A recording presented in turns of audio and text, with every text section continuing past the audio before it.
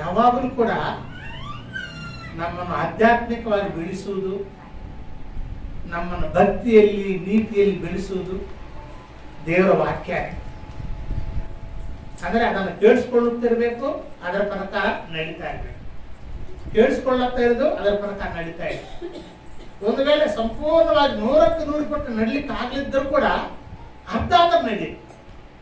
ಒಂದು 100 ವಾಕ್ಯಗಳನ್ನು ನಾವು ಹೇಳಿರುವಾಗ ಆ 100 ವಾಕ್ಯಗಳಲ್ಲಿ ಒಂದು ವಾಕ್ಯವನ್ನಾದರೂ ಪಾಠಿಸ. 99 ನಡಲಿಕ್ಕೆ ಆಗಲಿಲ್ಲ, ಕನಿಷ್ಠ ಒಂದಾದರೂ ಈ ಒಂದನ್ನು ಪಾಠಿಸ್ತಾ ಪಾಠಿಸ್ತಾ ಪಾಠಿಸ್ತಾ ಹೋದ್ರೆ ಒಂದು 6 ತಿಂಗಳು, ಒಂದು ವರ್ಷ ಆ ರೀತಿ ಪಾಠಿಸಿದ್ರೆ ಅದು ಅಭ್ಯಾಸ ಆಗಿಬಿಡ್ತದೆ.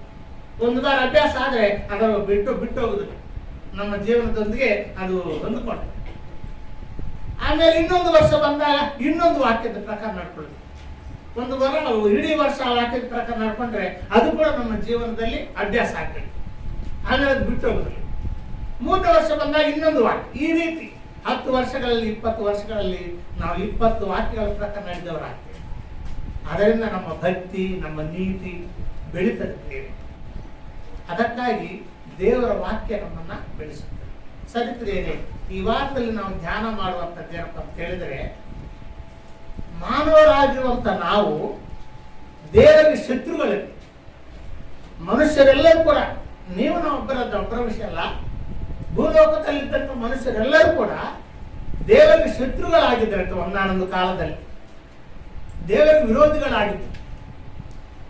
ಶತ್ರುಗಳ ವಿರೋಧಿಗಳಿಗೆ ನಮ್ಮ ಮನೆ ಪಕ್ಕದಲ್ಲಿ ಅಕ್ಕಪಕ್ಕದಲ್ಲಿ ಆಗಲಿ, ಹಿಂದೆ ಮುಂದೆ ಆಗಲಿ ಯಾರಾದ್ರೂ ನಮಗೆ ವಿರೋಧಿಗಳಿದ್ರೆ ಅವ್ರು ಕೂಡ ಮಾತಾಡ್ತೀವ್ರಿ, ಮಾತಾಡ್ದಲ್ಲ, ಎದುರಿಗೆ ಬಂದ್ರು ಕೂಡ ಮಾತಾಡ್ದಲ್ಲ, ಮುಖ ಈ ಕಡೆ ಮಾಡ್ಕೊಂಡು ಹೋಗ್ಬಿಡ್ತೇವೆ.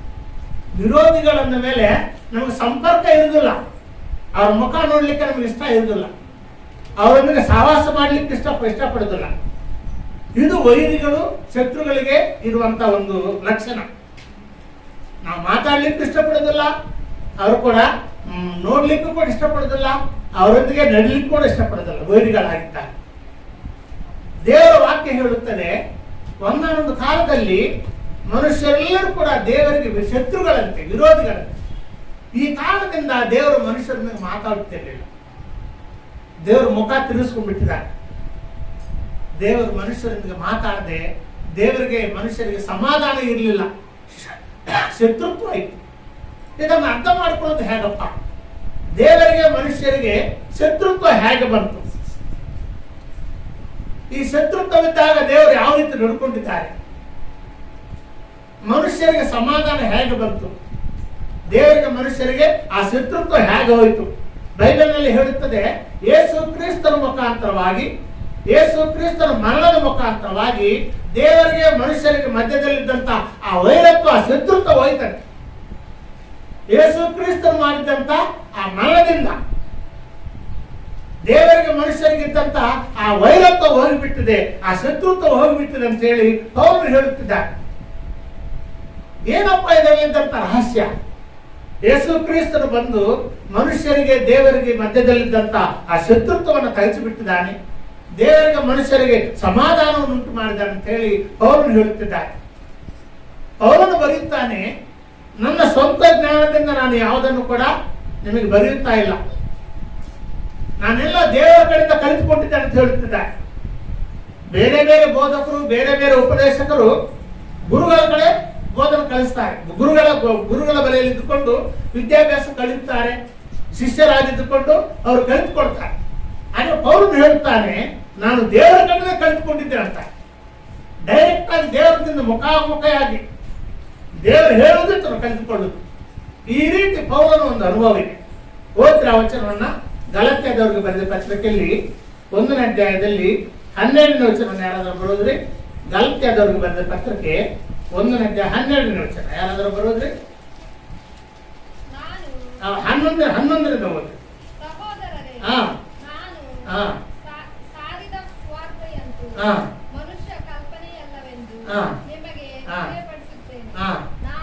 ನಾನು ಅದನ್ನು ಮನುಷ್ಯನಿಂದ ಹೊಂದಲಿಲ್ಲ, ನನಗೆ ಯಾರು ಉಪದೇಶಿಸಲಿಲ್ಲ, ಯೇಸು ಕ್ರಿಸ್ತನೇ ಅದನ್ನು ನನಗೆ ಪ್ರಕಟಿಸಿ. ಯೇಸು ಕ್ರಿಸ್ತನೇ ಪ್ರಕಟ ಮಾಡಿದ. ಡೈರೆಕ್ಟ್ ಆಗಿ ಪೌಲನಿಗೆ, ಯೇಸು ಸ್ವಾಮಿಗೆ ಪೌಲನಿಗೆ ಒಂದು ಕಮ್ಯುನಿಕೇಶನ್ ಇತ್ತು. ಎಲ್ಲ ಯೇಸು ಸ್ವಾಮಿಯಿಂದ ಕಲಿತುಕೊಂಡಿದ್ದಾರೆ. ಏನನ್ನ ಯೇಸು ಸ್ವಾಮಿಯಿಂದ ಕಲಿತುಕೊಂಡಿದ್ದಾನೋ ಅದನ್ನು ಈ ಪತ್ರಿಕೆಗಳ ಮುಖಾಂತರವಾಗಿ ನಮಗೆ ಕಲಿಸಿಕೊಟ್ಟಿದ್ದಾರೆ, ಬರೆದುಕೊಟ್ಟಿದ್ದಾರೆ. ಆದ್ದರಿಂದ ಪೌಲನು ಬರೆದಿರುವಂತಹ ಸತ್ಯ ದೇವರಿಗೆ ಮನುಷ್ಯರಿಗೆ ಒಂದು ವೈರತ್ವವಿತ್ತು, ಒಂದು ಶತ್ರುತ್ವ ಇತ್ತು. ಯೇಸು ಕ್ರಿಸ್ತನ ಮರಣದ ಮೂಲಕವಾಗಿ ಆ ದೇವರಿಗೆ ಮನುಷ್ಯರಿಗೆ ಮಧ್ಯದಲ್ಲಂತ ಶತ್ರುತ್ವ ಹೋಗ್ಬಿಟ್ಟು ಸಮಾಧಾನವಾಯ್ತು ಅಂತ ಹೇಳುತ್ತಾ ಇದ್ದಾರೆ. ಹಾಗಾದ್ರೆ ಇದನ್ನು ಹೇಗೆ ಅರ್ಥ ಮಾಡ್ಕೊಳ್ಳೋಣ? ಯಾರು ಭೂಲೋಕದಲ್ಲಿ ಪಾಪ ಮಾಡುತ್ತಾರೋ ಅವರು ದೇವರಿಗೆ ವಿರೋಧಿಗಳು, ದೇವರಿಗೆ ಶತ್ರುಗಳು. ಬೇರೆ ಪಾಪ ಮಾಡುವಂತ ಪ್ರತಿಯೊಬ್ಬರು ದೇವರಿಗೆ ವಿರೋಧಿ, ದೇವರಿಗೆ ಶತ್ರು. ಹಾಗಾದ್ರೆ ಪಾಪ ಮಾಡಿದವರು ಯಾರಿದ್ದಾರೆ? ಎಲ್ಲರೂ ಪಾಪಿಗಳಂತ ಬೈಬಲ್ ಹೇಳುತ್ತದೆ. ಅವರನ್ನೇ ಬರೆಯುತ್ತಾರೆ, ಎಲ್ಲರೂ ಪಾಪ ಮಾಡಿ ದೇವರು ಕೊಡುವ ಮಹಿಮೆಯನ್ನು ಹೊಂದದೇ ಹೋಗಿದ್ದಾರೆ ಅಂತ ಹೇಳಿ ಅವರನ್ನು ಬರೆಯುತ್ತಾರೆ. ಎಲ್ಲರೂ ಪಾಪ ಮಾಡಿದವರೇ. ಪಾಪ ಮಾಡಿದಂತ ಪ್ರತಿಯೊಬ್ಬರು ಕೂಡ ದೇವರಿಗೆ ವಿರೋಧಿ, ದೇವರಿಗೆ ಶತ್ರು ಆಗಿದ್ದಾರೆ. ಆದ್ದರಿಂದ ಭೂಲೋಕದಲ್ಲಿದ್ದಂತ ಮನುಷ್ಯರೆಲ್ಲರೂ ಕೂಡ ದೇವರಿಗೆ ವಿರೋಧಿಗಳಾಗಿ, ಶತ್ರುಗಳಾಗಿ ಒಂದಾನೊಂದು ಕಾಲದಲ್ಲಿ ಇದ್ದಿರುತ್ತೇವೆ. ನಾವಿನ್ನೂ ಚೆನ್ನಾಗಿ ಅರ್ಥ ಮಾಡ್ಕೊಳ್ಬೇಕಾದ್ರೆ ಪ್ರಿಯರೇ, ದೇವರು ನಮಗೆ ವಿರೋಧಿ ಆದರೆ ಅಂದ್ರೆ ಸಿಟ್ಟು ಬರ್ತದೆ. ನಾವು ಯಾವಾಗ ವಿರೋಧಿಗಳಾಗ್ತೇವೆ, ಒಬ್ರಿಗೊಬ್ಬರಿಗೆ ಯಾರಿಗಾದ್ರೂ ಶತ್ರುತ್ವ ಬಂತ ಹೇಳಿ ತಿಳ್ಕೊಂಡು, ಇಬ್ಬರು ಮನುಷ್ಯರಿಗೆ ಇಬ್ಬರ ಮಧ್ಯದಲ್ಲಿ ಶತ್ರುತ್ವ ಬಂತು, ಒಂದು ವಿರೋಧ ಬಂತು. ಯಾಕೆ ಬರ್ತದೆ? ಏನಾದ್ರೂ ಅವ್ರ ವಿರುದ್ಧವಾದಂತ ಕಾರ್ಯ ಮಾಡಿದ್ರೆ ಸಿಟ್ಟು ಬರ್ತದೆ. ಆ ಸಿಟ್ಟಿನಿಂದ ಅವ್ರ ವಿರೋಧಿಗಳಾಗ್ತಾರೆ. ನಮಗೆ ವಿರೋಧವಾಗಿ ಯಾರಾದ್ರೂ ಒಂದು ಕಾರ್ಯ ಮಾಡಿದ್ರೆ, ನಮಗೆ ಇಷ್ಟವಿಲ್ಲದಂತ ಕಾರ್ಯ ಮಾಡಿದ್ರೆ, ನಮಗೆ ಮೋಸ ಮಾಡಿದ್ರೆ, ನಮಗೆ ಅನ್ಯಾಯ ಮಾಡಿದ್ರೆ ಅವರಿಗೆ ನಮಗೆ ವಿರೋಧ ಆಗ್ತದೆ.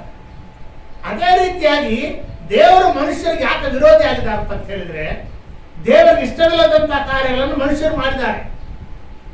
ದೇವರ ಮನಸ್ಸನ್ನು ನೋಯಿಸುವಂತ ಕಾರ್ಯಗಳನ್ನು ಮನುಷ್ಯರು ಮಾಡಿದ್ದಾರೆ. ಈ ಕಾರಣದಿಂದ ದೇವರು ಮನುಷ್ಯರಿಗೆ ವಿರೋಧಿಯಾಗಿದ್ದಾರೆ, ಶತ್ರು ಆಗಿಬಿಟ್ಟಿದ್ದಾರೆ. ಬೈಬಲಿನಲ್ಲಿ ಕೂಡ ಒಂದು ಎಕ್ಸಾಂಪಲ್ ಇದೆ, ಉದಾಹರಣೆ ಇದೆ. ನೋಹನ ಕಾಲದಲ್ಲಿ ಕೂಡ ಮನುಷ್ಯರೆಲ್ಲರೂ ಪಾಪ ಮಾಡಿದ್ದಾರೆ. ಪಾಪ ಮಾಡಿ ಮಾಡಿ ಮಾಡಿ ಹೆಚ್ಚು ಮಾಡಿ ದೇವರ ಕೋಪವನ್ನು ಎಬ್ಬಿಸಿಬಿಟ್ಟಿದ್ದಾರೆ. ದೇವರ ಕೋಪ ಇತ್ತು ಭೂಲೋಕದಲ್ಲಿ ಮನುಷ್ಯರ ಮೇಲೆ ನೋಹನ ಕಾಲದಲ್ಲಿ. ನಾನೀಗ ಹೇಳುವಂತ ಈ ವಿಷಯ 4400 ವರ್ಷಗಳ ಹಿಂದಿನ ಮಾತು. ಈ ದಿನದಿಂದ ಹಿಡಿದುಕೊಂಡ್ರೆ 4400 ವರ್ಷಗಳ ಹಿಂದಿನ ಮಾತನ್ನು ಹೇಳುತ್ತಾ ಇದ್ದೀನಿ. ನೋಹನ ಚರಿತ್ರೆ ನಡೆದಿತ್ತು. ಆ ನೋಹನ ಕಾಲದಲ್ಲಿ ಭೂಲೋಕದಲ್ಲಿ ಮನುಷ್ಯರು ಅನ್ಯಾಯಗಳನ್ನ, ಅಕ್ರಮಗಳನ್ನ, ಮೋಸಗಳನ್ನು ಮಾಡುತ್ತಾ, ವ್ಯಭಿಚಾರ ಮಾಡುತ್ತಾ, ಹಿರಿಯರ ಒಂದು ಗೌರವವಿಲ್ಲದೆ ಒಬ್ಬರಿಗೊಬ್ಬರು ಅನ್ಯಾಯಗಳನ್ನು ಮಾಡಿಕೊಡುತ್ತಾ ಇದ್ದಾರಂತೆ ನೋಹನ ಕಾಲದಲ್ಲಿ. ನೋಹನ ಕುಟುಂಬ ಒಂದೇ ದೇವರ ದೃಷ್ಟಿಯಲ್ಲಿ ಭಯಭಕ್ತಿಯುಳ್ಳವರಾಗಿ, ನೀತಿಯುಳ್ಳವರಾಗಿದ್ದದ್ದು ನೋಹನ ಕುಟುಂಬ ಒಂದೇ. ಉಳಿದವರೆಲ್ಲರೂ ಕೂಡ ಅನ್ಯಾಯಗಳಲ್ಲಿ, ಅಕ್ರಮಗಳಲ್ಲಿ ತುಂಬಿಕೊಂಡು ಹೋಗಿದ್ದಾರೆ.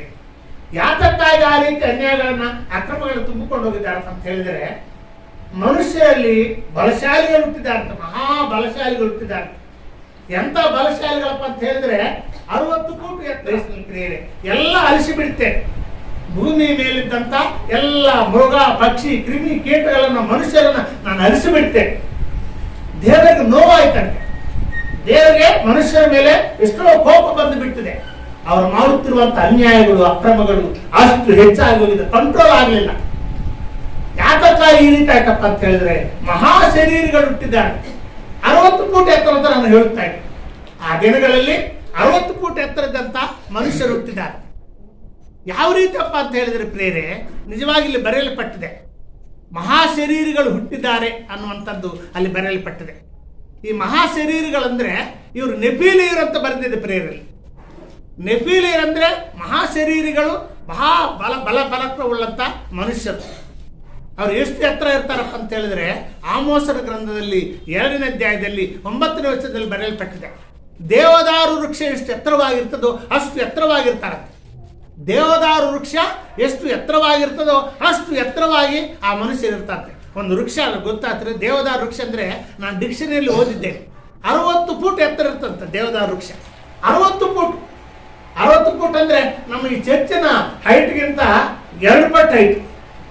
ಈ ಚರ್ಚ್ ನಮ್ಮ ಲಾಸ್ಟ್ ನಮ್ಮ ಕ್ರಾಸ್ ಕುಡಿಸಿದ್ರಲ್ಲ, ಆ ಎತ್ತರಕ್ಕಿಂತ 2 ಫೂಟ್ ಎತ್ತರ. ಅಷ್ಟೊಂದು ಎತ್ತರವಾದಂತ ಮನುಷ್ಯರು, ಆ ಎತ್ತರಕ್ಕೆ ತಕ್ಕ ಹಾಗೆ ಬಲಶಾಲಿಗಳು. ಓದ್ರಿ ಆಮೋಸನ ಗ್ರಂಥ ನೋಡ್ರಿ, ಆಮೋಸನ ಗ್ರಂಥದಲ್ಲಿ 7ನೇ ಅಧ್ಯಾಯದಲ್ಲಿ 9ನೇ ವಚನದಲ್ಲಿ ಮಾತು ಬರೆಯಲ್ಪಟ್ಟಿದೆ. ಆಮೋಸನ ಪುಸ್ತಕ 7ನೇ ಅಧ್ಯಾಯ 9ನೇ ವಚನ. ನಿಮಗೆ ಅವರಿಗೆ ಇಸ್ರಾಯೇಲಿನಿಂದ ಅಮೋರಿಯರನ್ನು ನಾನೇ ಧ್ವಂಸ ಮಾಡುವೆನು. ಆ ಶತ್ರುವು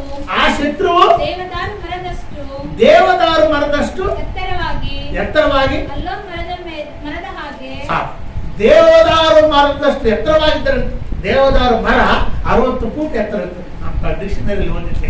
ಅಷ್ಟು ಎತ್ತರವಾಗಿದ್ದಾರಂತೆ ಇವರು, ಈ ಮಹಾಶರೀರ. ಯಾರಪ್ಪ ಅಂತ ಹೇಳಿದ್ರೆ ನೆಫೀಲಿಯರ್ ಅಂತವ್ರು. ನೆಫೀಲಿಯರ್ ಅಂತ ಹೇಳಿದ್ರೆ ಪ್ರೇರೆ ಅವರು ಬಲಶಾಲಿಗಳು, ಮಹಾಶರೀರಗಳು. ಓದ್ರ ವಚನವನ್ನ ಇನ್ನೊಂದು ವಚನ ಕೊಡ್ತೇನೆ ನಿಮಗೆ. ಅರಣ್ಯಕಾಂಡದಲ್ಲಿ 13ನೇ ಅಧ್ಯಾಯದಲ್ಲಿ 32-33 ಓದ್ರಿ. ಅರಣ್ಯಕಾಂಡ 13ನೇ ಅಧ್ಯಾಯ 32-33. ಅದಲ್ಲದೆ ಇವರು ತಾವು ಸಂಚರಿಸಿ ನೋಡಿದ ದೇಶದ ವಿಷಯವಾಗಿ ಇಸ್ರಾಯೇಲ್ಯರಿಗೆ ಅಶುಭ ಸಮಾಚಾರವನ್ನು ಹೇಳುವರಾಗಿ, ನಾವು ಸಂಚರಿಸಿ ನೋಡಿದ ದೇಶವು ತನ್ನಲ್ಲಿ ವಾಸಿಸುವವರನ್ನು ನುಂಗಿ ಬಿಡುತ್ತದೆ. ಅದಲ್ಲದೆ ನಾವು ಅದರಲ್ಲಿ ನೋಡಿದ ಜನರೆಲ್ಲರೂ ಬಹಳ ಎತ್ತರವಾದವರು. ಅಲ್ಲಿ ನೆಫೀಲಿಯರನ್ನು ಅಂದ್ರೆ ನೆಫೀಲಿಯ ವಂಶದವರಾದ ಉನ್ನತ ಪುರುಷರನ್ನು ನೋಡಿದ್ದೇವೆ. ನಾವು ಅವರ ಮುಂದೆ ಮಿಡತೆಗಳಂತಿದ್ದೇವೆ.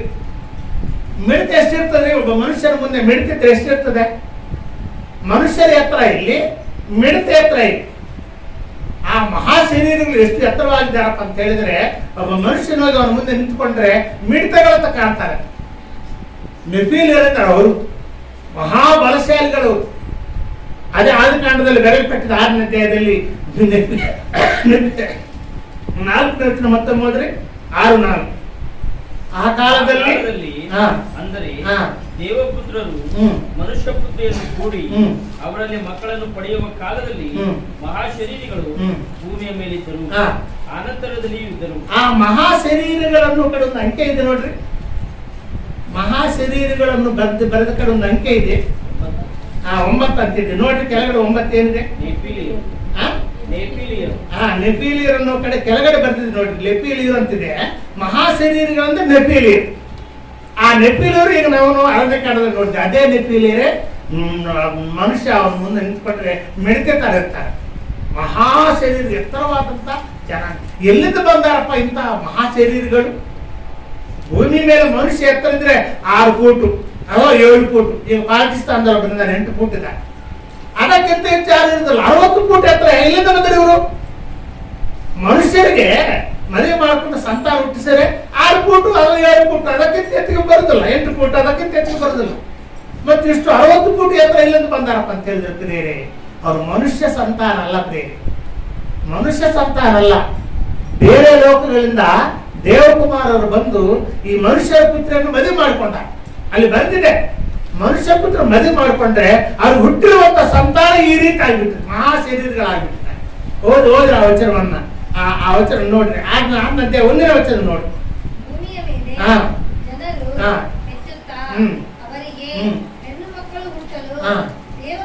ದೇವಪುತ್ರರು ಮನುಷ್ಯರ ಪುತ್ರಿಯರ ಸೌಂದರ್ಯ ನೋಡಿ ತಮಗೆ ಇಷ್ಟವಾದವರನ್ನು ಹೆಂಡರನ್ನಾಗಿ ಮಾಡಿಕೊಂಡರು.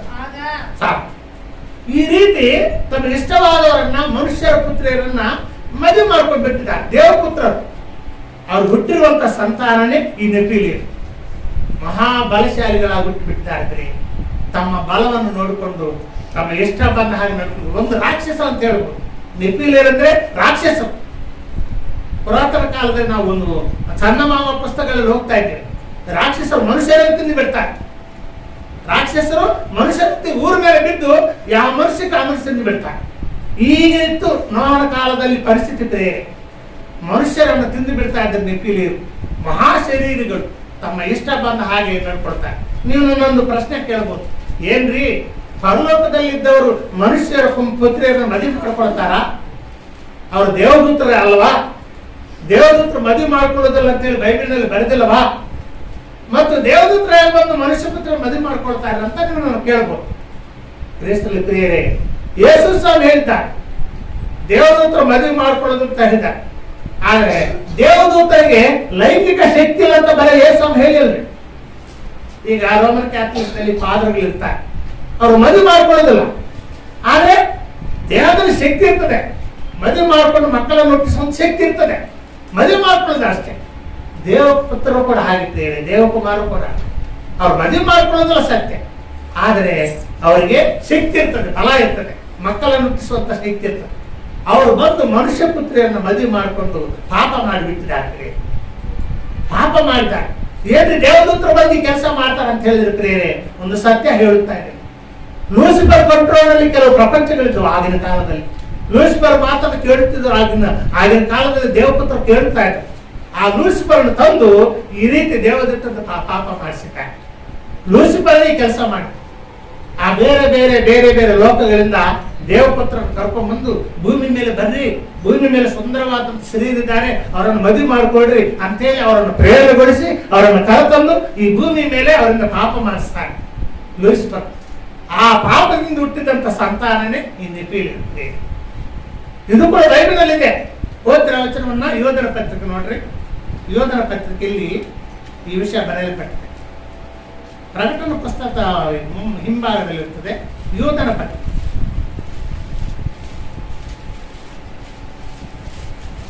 ಪ್ರಕಟಣೆ ಪುಸ್ತಕದಲ್ಲಿ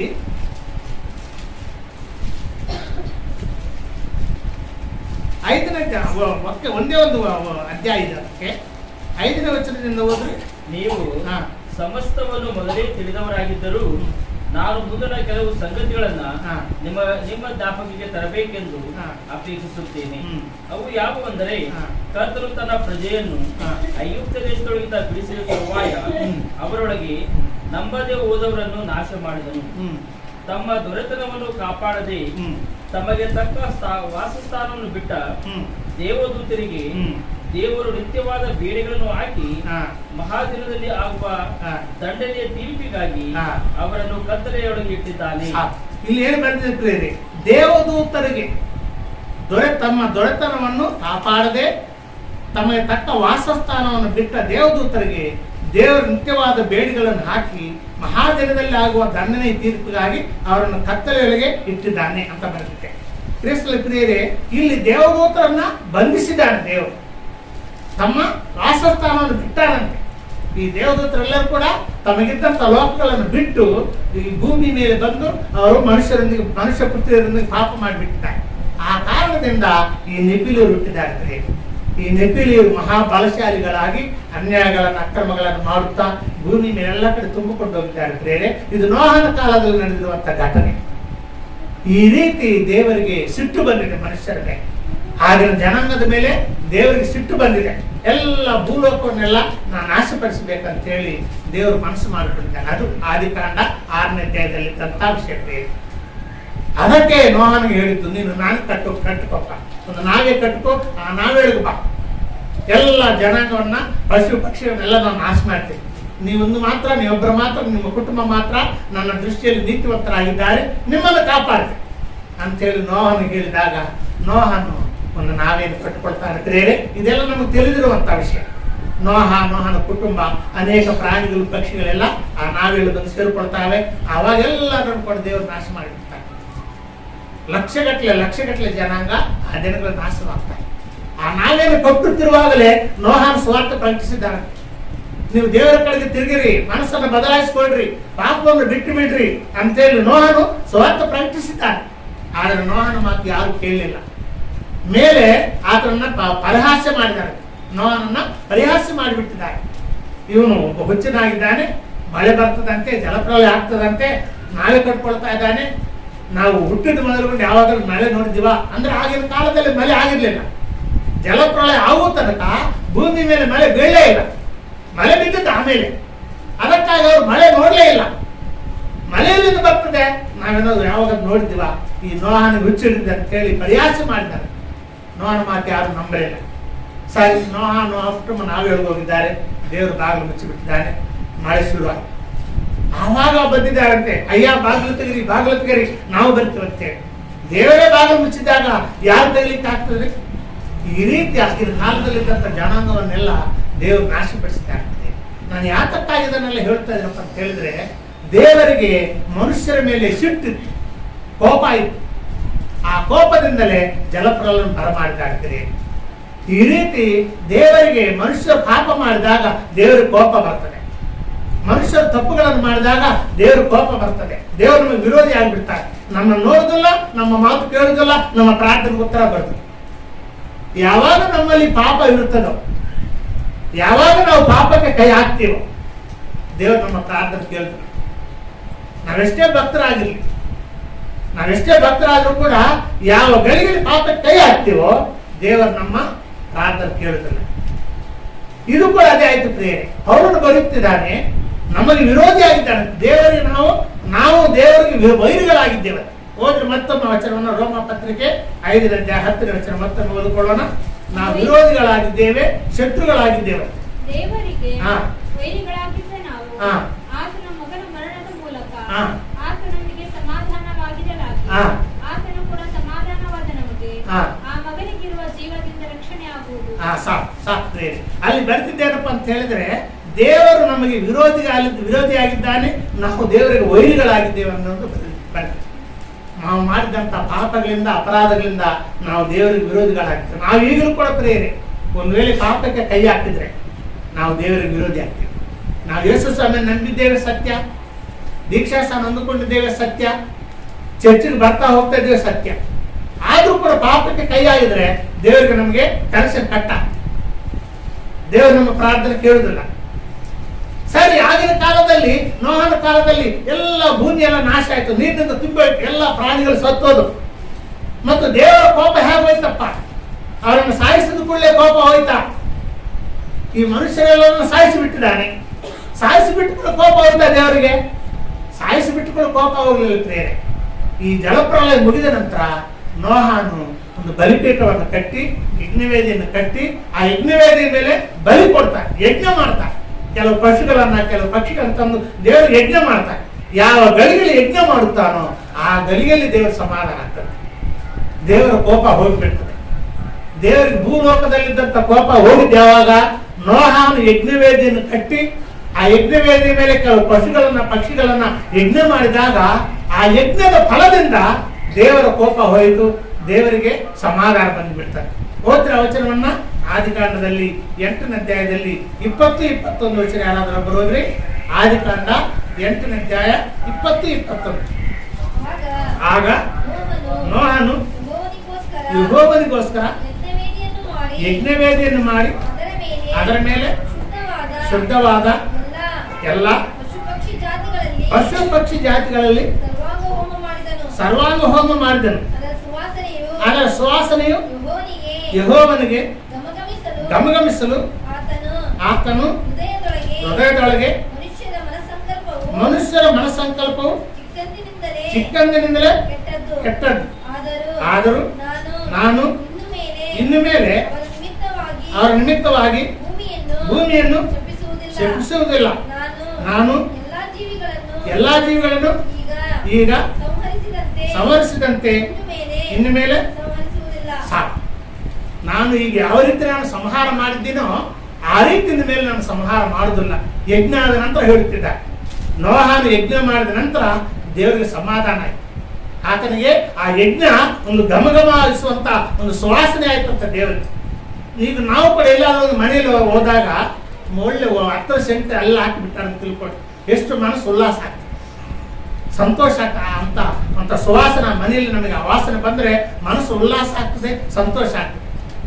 ಕೆಲವು ಮನೆಗಳು ನಾವು ಪ್ರಾರ್ಥನೆ ಕೊಟ್ಟಾಗ ಪ್ರೇಯರ್ ಮಾಡ್ಲಿಕ್ಕೆ ಹೋದಾಗ ಆ ಮನೇಲಿ ಒಂದು ಒಳ್ಳೆ ಸುವಾಸನೆ ಬರ್ತದೆ. ನಮ್ಗೆ ಆವಾಗ ಗೊತ್ತಾಗ್ತದೆ ಏನು ಸೆಂಟ್ ಹಾಕಿದ್ದಾರೆ ಮನೆಗೆ, ಗೋಡೆಗಳಿಗೆ ಸೆಂಟ್ ಸಲ್ಲಿದೆ ಅಂತ ಗೊತ್ತಾಗ್ತದೆ. ಆ ರೀತಿ ಸಲ್ಲಿದಾಗ ಮನಸ್ಸು ಉಲ್ಲಾಸ ಆಗ್ತದೆ, ಸಂತೋಷ ಆಗ್ತದೆ. ಯಜ್ಞ ಮಾಡಿಕೊಳ್ಳೆ ದೇವರ ಮನಸ್ಸು ಉಲ್ಲಾಸವಾಗ್ತದೆ, ದೇವರಿಗಿದ್ದಂತ ಸಿಟ್ಟು ಹೋಗ್ಬಿಡ್ತದೆ, ದೇವರಿಗೆ ಸಮಾಧಾನ ಆಗ್ತದೆ. ಪ್ರಿಯೆ, ನೋಹಾನು ಯಜ್ಞ ಮಾಡಿದ್ದಾನೆ. ಪ್ರಿಯೆ, ಒಂದು ಯಜ್ಞವೇದಿಯನ್ನು ಕಟ್ಟಿ ನೋಹಾನು ಯಜ್ಞ ಮಾಡಿದ್ದಾನೆ. ಅನೇಕ ಪಶುಗಳನ್ನು, ಪಕ್ಷಿಗಳನ್ನು ತಂದು ಯಜ್ಞ ಮಾಡಿಕೊಳ್ಳೆ ಆ ಯಜ್ಞದ ಫಲದಿಂದ ದೇವರ ಸಿಟ್ಟು ಹೋಗ್ಬಿಟ್ಟು, ಆ ಯಜ್ಞದ ಸುವಾಸನೆಯಿಂದ ದೇವರಿಗೆ ಸಮಾಧಾನ ಬಂತು. ಈಗ ನಾನು ಭೂಮಿಯನ್ನು ಶಿಕ್ಷಿಸುವುದಿಲ್ಲ, ಹಿಂದಿನಂತೆ ನಾನು ಜಲಪ್ರಳಯ ಬರಮಾಡುವುದಿಲ್ಲ. ಮನುಷ್ಯರ ಮನಸ್ಸು ಯಾವಾಗಲೂ ಕೆಟ್ಟದ್ದೇ ಇರ್ಲಿ, ಕೆಟ್ಟದ್ದು ಅವರ ಮನಸ್ಸು ಕೆಟ್ಟೋಗಿದೆ ಇರ್ಲಿ, ನಾನು ನಿನ್ನ ಮೇಲೆ ಜಲಪ್ರಳಯ ಬರಮಾಡುದಿಲ್ಲ ಅಂತ ಹೇಳಿ ದೇವರಿಗೆ ಹೇಳಿಬಿಟ್ಟ. ಕ್ರಿಸ್ತರಲ್ಲಿ ಪ್ರಿಯರೇ, ನಾನು ಹೇಳೋದೇನಪ್ಪ ಅಂತ ಹೇಳಿದ್ರೆ, ಮನುಷ್ಯರು ಮಾಡಿದಂತ ಪಾಪದಿಂದ ದೇವರಿಗೆ ಸಿಟ್ಟು ಬಂದಿತ್ತು. ಮನುಷ್ಯರು ಮಾಡಿದಂತ ಅನ್ಯಾಯಗಳಿಂದ, ಅಕ್ರಮಗಳಿಂದ ದೇವರು ಕೋಪಗೊಂಡು ರೌದ್ರನಾದರು. ಆ ಕೋಪದ ದೆಸೆಯಿಂದಲೇ ಭೂಲೋಕವನ್ನೆಲ್ಲ ಜಲಪ್ರಳಯದಿಂದ ತುಂಬಿ ಎಲ್ಲರೂ ನಾಶಪಡಿಸಿದರು. ಆದರೆ ನೋಹನು ಯಜ್ಞ ಮಾಡಿದ ನಂತರ ಆ ಕೋಪ ಎಲ್ಲ ಹೋಯಿತು, ದೇವರಿಗೆ ಸಮಾಧಾನ ಬಂದಿದೆ. ಹಾಗಾದ್ರೆ ಕ್ರಿಸ್ತರಲ್ಲಿ ಪ್ರಿಯರೇ, ಇವಾಗ ಈಗಿನ ಪರಿಸ್ಥಿತಿಯಲ್ಲಿ ನೋಹನ ಕಾಲ ಬಿಟ್ಟು ಬಿಡುವ, ಅದು ಮುಗಿದೋಯ್ತು, ನೋಹನ ಕಾಲ ಮುಗಿದೋಯ್ತು. ಈಗಿನ ಕಾಲದ ಪರಿಸ್ಥಿತಿಯಲ್ಲಿ ಯೇಸು ಸ್ವಾಮಿ ಬರುವುದಕ್ಕಿಂತ ಮುಂಚೆ ಕೂಡ ಅದೇ ಪರಿಸ್ಥಿತಿ ಇತ್ತು ಪ್ರಿಯರೇ. ಯೇಸು ಸ್ವಾಮಿ ಭೂಲೋಕಕ್ಕೆ ಬರುವುದಕ್ಕಿಂತ ಮುಂಚೆ ಅನ್ಯಾಯಗಳು, ಅಕ್ರಮಗಳು ಹೆಚ್ಚಾಗ್ತಾ ಹೋಗಿದ್ದಾರೆ. ಭೂಲೋಕದಲ್ಲಿ ದೇವರಿಗೆ ಕೋಪ ಹೆಚ್ಚಾಯಿತು, ದೇವರಿಗೆ ಸಿಟ್ಟು ಬಂದಿದೆ. ಮನುಷ್ಯರಿಗೆ ದೇವರಿಗೆ ವಿರೋಧ ಇತ್ತು, ಸಮಾಧಾನ ಇರಲಿಲ್ಲ. ದೇವರಿಗೆ ಮನುಷ್ಯರ ಮೇಲೆ ಕೋಪ ಇತ್ತು, ಯಾಕಂದ್ರೆ ಮನುಷ್ಯರು ಪಾಪ ಮಾಡ್ತಾರೆ. ಎಲ್ಲರೂ ಪಾಪ ಮಾಡಿ ದೇವರ ಮಹಿಮೆಯನ್ನು ಹೊಂದದೇ ಹೋಗಿದ್ದಾರೆ ಅಂತ ಬರೆಯಲ್ಪಟ್ಟಿದೆ. ಪಾಪ ಮಾಡಿದರೆ ದೇವರಿಗೆ ಸಿಟ್ಟು ಬರ್ತದೆ. ಈಗಲೂ ಕೂಡ ನಿಮ್ಮನ್ನ ಸತ್ಯ ಹೇಳುತ್ತಾ ಇದ್ದೀನಿ ಪ್ರಿಯರೇ, ಒಂದು ಕಾಲದಲ್ಲಿ ನನ್ನಿಂದ ಕೂಡ ಒಂದು ಚಿಕ್ಕ ತಪ್ಪಾಯ್ತು, ಕೆಲವು ಬಾರಿ ಗೊತ್ತಿಲ್ಲದ ಆಗ್ತವೆ, ಕೆಲವು ಬಾರಿ ಮಜಬೂರಾಗಿ ತಪ್ಪು ಮಾಡಿಬಿಟ್ಟೆ. ನಾನು ಕೂಡ ತಪ್ಪು ಆದ ನಂತರ ಆಮೇಲೆ ನನಗೆ ಪಶ್ಚಾತ್ತಾಪ ಆಯ್ತು. ನಾನು ದೇವಾಲಯದ ಬಂದೆ, ದೇವರೇ ನನ್ನನ್ನು ಕ್ಷಮಿಸಪ್ಪ, ತಪ್ಪಾಯ್ತು ಅಂತೇಳಿ ನಾನು ಬೇಡ್ಕೊಂಡೆ. ಆ ರಾತ್ರಿ ಕನಸಲ್ಲಿ ಬಂದಿದ್ದಾನೆ, ಹಿಂಗೆ ಹೋಗ್ತಾ ಇದ್ದೆ, ನಾನು ಪಕ್ಕದಲ್ಲಿ ಇದ್ದೀನಿ, ಹಿಂಗೆ ಹೋಗ್ತಿದ್ದಾನೆ. ಪ್ರತಿ ಸಾರಿ ಕಂಡು ಬಂದಾಗ ಮಾತಾಡ್ತಾನೆ, ಏನಾದ್ರೂ ಒಂದು ಗೈಡೆನ್ಸ್ ಕೊಡ್ತಾನೆ, ಮಾರ್ಗದರ್ಶನ ಕೊಡ್ತಾನೆ. ಆ ರಾತ್ರಿಗೆ ಕಂಡು ಬಂದಿದ್ದಾನೆ, ನಾನು ನೋಡ್ಲಿಲ್ಲ, ನಾನು ಇಲ್ಲಿ ಪಕ್ಕದಲ್ಲಿದ್ದೆ, ಹಿಂಗೆ ಹೋಗ್ತಿದ್ದಾನೆ, ಈ ರೀತಿ ಹೋಗ್ತಿದ್ದಾನೆ. ಪ್ರಿಯರೇ, ನಾವು ತಪ್ಪು ಮಾಡಿದಾಗ, ಪಾಪ ಮಾಡಿದಾಗ ದೇವ್ರಿಗೆ ಸಿಟ್ಟು ಬರ್ತದೆ. ನಾವು ಬಂದು ಮತ್ತು ಕ್ಷಮೆ ಬೇಡಿದಾಗ ದೇವರು ಕ್ಷಮಿಸ್ತಾರೆ. ಸರಿ ಪ್ರಿಯರೇ, ಯೇಸು ಸ್ವಾಮಿ ಭೂಮಿ ಮೇಲೆ ಬಂದಿರುವಂತಹ ಕಾಲದಲ್ಲಿ ಏನಾಯ್ತಪ್ಪ ಅಂತ ಹೇಳಿದ್ರೆ, ಮನುಷ್ಯರ ಮೇಲೆ ದೇವ್ರಿಗೆ ಸಿಟ್ಟು ಬಂದಿತ್ತು. ಮನುಷ್ಯರ ಪಾಪ ಹೆಚ್ಚಾಗ್ತು. ತಕ್ಕ ಕಾಲದಲ್ಲಿ ಯೇಸು ಸ್ವಾಮಿಯನ್ನು ಕಳಿಸಿದ್ದಾನಂತ ಭೂಮಿ ಮೇಲೆ, ಸರಿಯಾದ ಸಮಯದಲ್ಲಿ ಕಳಿಸಿಬಿಟ್ಟಿದ್ದಾನೆ. ಯೇಸು ಸ್ವಾಮಿ ಬಂತಾನಪ್ಪ. మరి ಯೇಸು ಸ್ವಾಮಿ ಬಂದು ಯಾವ ರೀತಿ ದೇವರ ಸಿಟ್ಟನ್ನ ತೊಲಗಿಸಿಬಿಟ್ಟಿದ್ದಾನೆ, ಯಾವ ರೀತಿ ದೇವರಿಗೆ ಮನುಷ್ಯರಿಗೆ ಸಮಾಧಾನ ಉಂಟು ಮಾಡಿದಾರಪ್ಪ ಅಂತ ಹೇಳಿದ್ರೆ, ಯೇಸು ಸ್ವಾಮಿ ಒಂದು ಯಜ್ಞ ಮಾಡಿದ್ದಾನೆ. ಯಾವ ರೀತಿ ನೋಹನು ಜಲಪ್ರಳಯದ ನಂತರ ಒಂದು ಯಜ್ಞ ಮಾಡಿದಾನೋ, ಒಂದು ಯಜ್ಞವೇದಿಯನ್ನು ಕಟ್ಟಿದ್ದಾನೆ. ಆ ಯಜ್ಞವೇದಿ ಮೇಲೆ ಪಶುಗಳನ್ನು ತಂದು, ಪ್ರಾಣಿಗಳನ್ನು ತಂದು ಯಜ್ಞ ಮಾಡಿಬಿಟ್ಟಿದ್ದಾನೆ ದೇವರಿಗೆ. ಈ ಯಜ್ಞ ಮಾಡಿದ್ರಿಂದ, ಆ ಯಜ್ಞದ ಫಲದಿಂದ ದೇವರ ಕೋಪ ಶಾಂತವಾಯಿತು, ದೇವರಿಗೆ ಸಮಾಧಾನ ಬಂದಿದೆ. ಯೇಸು ಸ್ವಾಮಿ ಭೂಮಿ ಮೇಲೆ ಬಂದಿದ್ದಾನೆ ಪ್ರಿಯರೇ. ಆ ಯೇಸು ಸ್ವಾಮಿ ಭೂಮಿ ಮೇಲೆ ಬಂದಿರುವಂತಹ ಕಾಲದಲ್ಲಿ ಮನುಷ್ಯರ ಮೇಲೆ ದೇವರಿಗೆ ಸಿಟ್ಟು ಬಂದಿತ್ತು. ದೇವರು ವೈರಿಯಾಗಿದ್ದ ಮನುಷ್ಯರಿಗೆ ಯೇಸು ಸ್ವಾಮಿ ಬಂದು ಒಂದು ಯಜ್ಞ ಮಾಡಿದ್ದಾನೆ ಪ್ರಿಯರೇ. ಎಲ್ಲಿ ಮಾಡಿದಾನ್ರಿ ಅಂತ ಹೇಳಿದ್ರೆ, ಶಿಲುಬೆ ಮೇಲೆ ಮಾಡಿದ್ದಾನೆ ಯೇಸು ಸ್ವಾಮಿ. ಶಿಲುಬೆ ಮೇಲೆ ಒಂದು ಯಜ್ಞ ಮಾಡಿದ್ದಾನೆ ಪ್ರಿಯರೇ. ಯಜ್ಞ ಅಂದ್ರೆ ದೇವರಿಗೆ ಇಷ್ಟ. ಯಜ್ಞ ಅಂದ್ರೆ ಗಮಗಮಿಸುವಂತ ಒಂದು ಸುವಾಸನೆಯಾಗಿ ದೇವರಿಗೆ ಹೋಗ್ತದೆ. ಭೂಲೋಕದಲ್ಲಿ ಯಾರಾದ್ರೂ ಯಜ್ಞ ಮಾಡಿದ್ರೆ ಅದು ಗಮಗಮಿಸುವಂತ ಸುವಾಸನೆಯಾಗಿ ದೇವರಿಗೆ ಹೋಗ್ಬಿಡ್ತದೆ. ಯೇಸು ಸ್ವಾಮಿ ಕಲ್ವರಿ ಶಿಲುಬೆ ಮೇಲೆ ಯಜ್ಞ ಮಾಡಿದ್ದಾನೆ. ಹೋಗ್ತಿರ ವಚನವನ್ನ ಇಬ್ರಿಯದವರಿಗೆ ಬರೆದ ಪತ್ರಿಕೆ 9ನೇ ಅಧ್ಯಾಯ 26ನೇ ವಚನ ನೋಡ್ಕೊಳ್ಳೋಣ. ಇಬ್ರಿಯದವರಿಗೆ ಬರೆದ ಪತ್ರಿಕೆ 9ನೇ ಅಧ್ಯಾಯ 26ನೇ ವಚನ.